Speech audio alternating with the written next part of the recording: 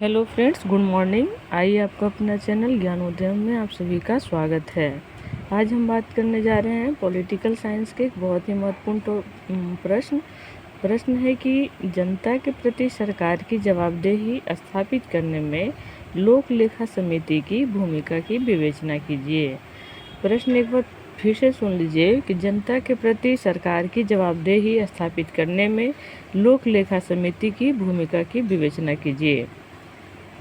तो आइए आप सभी ज़्यादा समय नहीं लेते हुए उत्तर प्रारूप को बताते हैं कि लोक लेखा समिति का कार्य न केवल सार्वजनिक व्यय की जांच करना है, बल्कि तकनीकी अनियमितताओं की खोज कर कानूनी और औपचारिक दृष्टिकोण की जांच करना है, ताकि अर्थव्यवस्थाओं में विवेक, ज्ञान, भ्रष्टाचार, अपव्यय, अक्षमता व शून्य खर्चों के मामलों को सामने लाकर जनता के प्रति सरकार की जवाबदेही सुनिश्चित कर सके।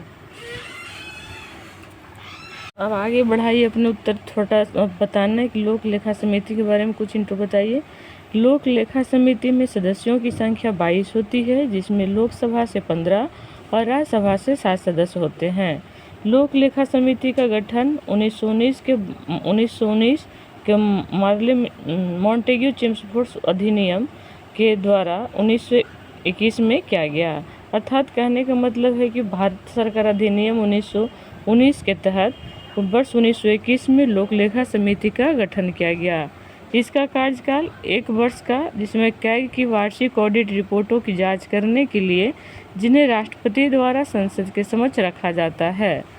सदस्यों का चुनाव संसद के द्वारा प्रत्येक वर्ष एकल हस्तांतरणीय मत के माध्यम से आनुपातिक प्रतिनिधित्व के साथ किया जाता है। तो ये कुछ था इसके बारे में, लोक लेखा समिति के बारे में संक्षिप्त जानकारी। अब हम प्रश्न पर आ जाते हैं कि लोक लेखा समिति आखिर कैसे जनता के प्रति सरकार की जवाबदेहिता, या कहें तो लोक लेखा समिति की भूमिका क्या है। तो इसे हम पॉइंट वाइज देखने का प्रयास करते हैं। पहला है कि जिन क्षेत्रों तथा कार्यों के लिए सरकार द्वारा धन आवंटित किया गया है, व्यय भी उन्हीं क्षेत्रों में किया जा रहा है अथवा नहीं, इसका जांच पड़ताल करना। दूसरा है कि विभिन्न स्वायत्त अर्ध स्वायत्त संस्थानों के लिए स्वीकृत राशि की जांच करना, यदि वह राशि उस मद में खर्च करने के लिए स्वीकृत राशि से अधिक है। तीसरा है कि समिति व्यापक अर्थों में नीति से संबंधित नहीं है, हालांकि उस नीति के कार्यान्वयन में अधिकता या बर्बादी के मामलों को सामने लाना उसके अधिकार में है।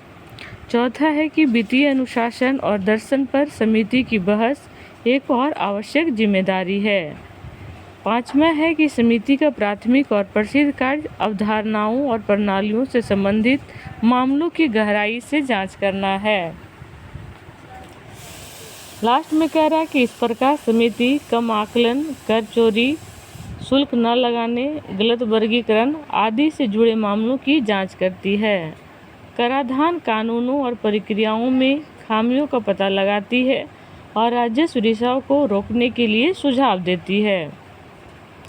ये थी कि लोक लेखा समिति का कार्य क्या है, या जनता के प्रति सरकार की जवाबदेही।